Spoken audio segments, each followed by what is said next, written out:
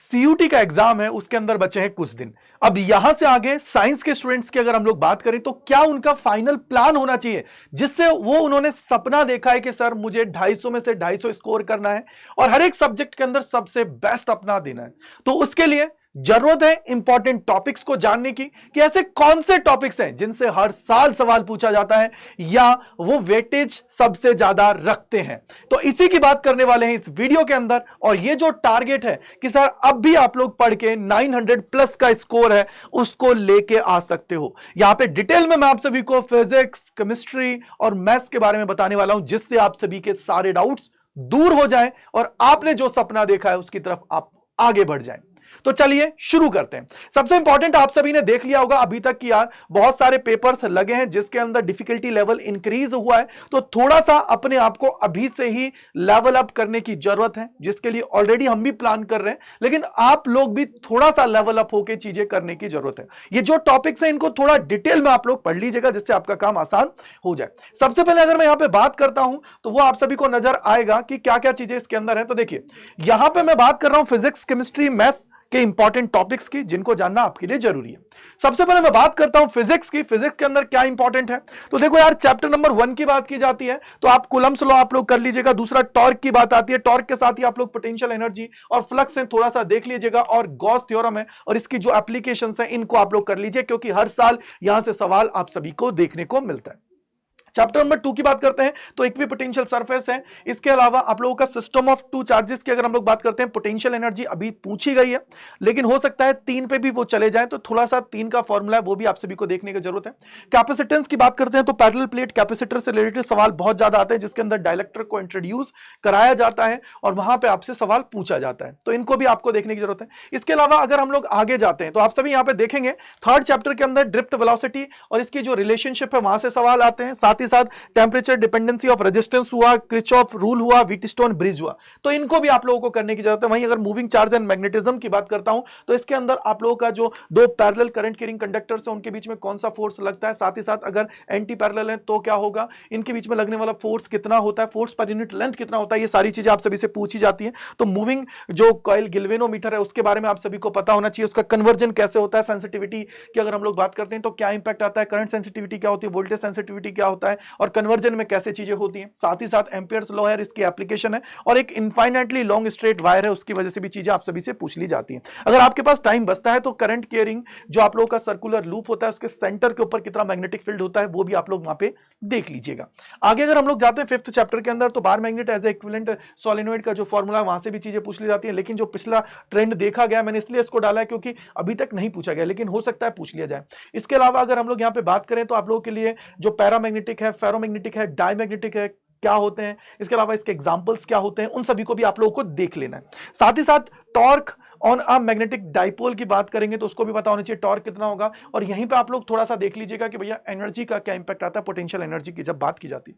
अगर electromagnetic induction की बात करते हैं तो फैराडेज लॉ है, इंड्यूस्ड ईएमएफ कितना होता है, इंड्यूस्ड करंट क्या होता है, इंड्यूस्ड चार्ज कितना होता है, इसके अलावा सेल्फ इंडक्टेंस, म्यूचुअल इंडक्टेंस क्या होता है। देन आगे आप लोग बढ़ोगे तो आप लोगों को 7th चैप्टर के अंदर peak RMS value alternating current और वोल्टेज की उस पर पता होना चाहिए, फुल साइकिल के लिए कितनी होती है और हाफ साइकिल के लिए कितना होता है। इसके अलावा रिएक्टेंस क्या होता है, इंपीडेंस क्या होता है, एलसीआर सर्किट जो आप सभी का है उसके अंदर चीजें कैसे होती हैं, वी नेट कैसे निकालते हैं, और उसके अलावा अगर मेरे को एक चीज एब्सेंट है तो उसके अलावा मुझे जैसे मान ली आरएल सर्किट है, आरसी सर्किट है, उसके अंदर चीजें क्या होती हैं। इसके अलावा यहां पे आप लोग 10 फाई है यानी कि फेज जो आप लोगों का एंगल होता है उसको भी देख सकते हो। ट्रांसफार्मर आप सभी के लिए इंपॉर्टेंट है। 8th चैप्टर के अंदर जाते हैं तो डिस्प्लेसमेंट करंट का जो फॉर्मूला है उस पर बेस्ड सवाल पूछ लिए जाते हैं, इसकी कैरेक्टरिस्टिक्स पे भी पूछ लिए जाते हैं।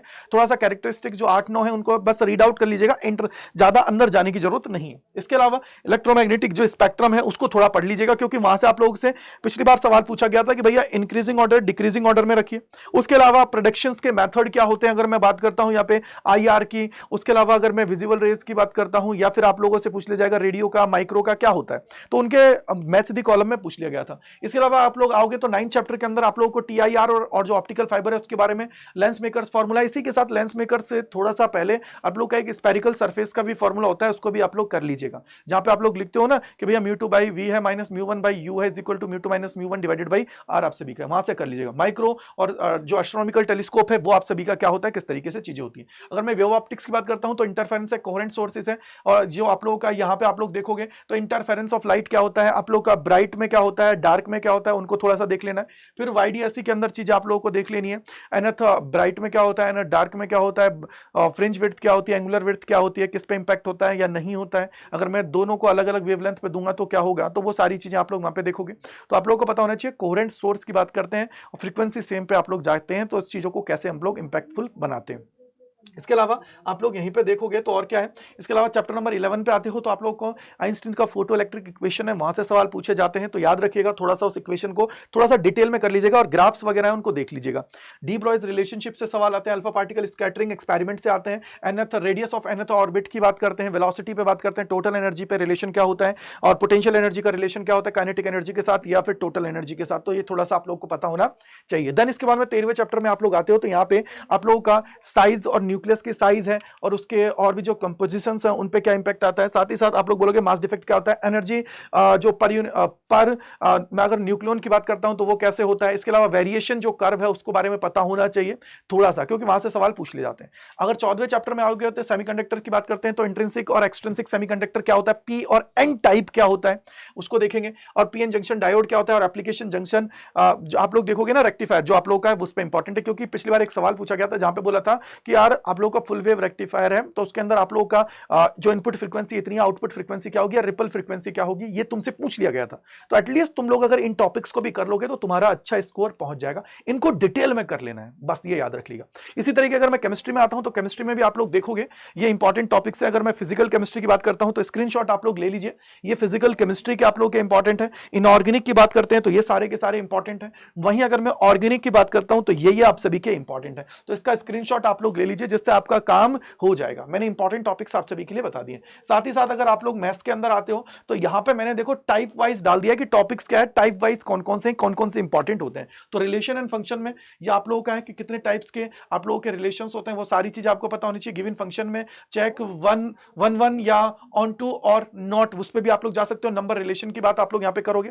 इसके अलावा अगर इनवर्स ट्रिगोनोमेट्री फंक्शन से तो ये चीजें इनको आप लोगों को करके जाना ही जाना है, ठीक है। इसके अलावा मैट्रिक्स की बात करोगे तो ये आप सभी के हैं। देन आप लोग आगे बढ़ोगे तो यहाँ पे डिटरमिनेंट्स की बात करोगे तो ये आप सभी के पास है। यहाँ पे क्या है मैंने वैरायटी आप लोगों की डाल दी जिससे आप लोगों को पता रहे। देखो यार अल्टीमेटली जब तक आप वैरायटी को कवर नहीं करोगे ना चीजें नहीं होंगी। और आप लोगों की कंटिन्यूटी एंड डिफरेंशियबिलिटी की बात करते हैं तो ये आप सभी के सामने है।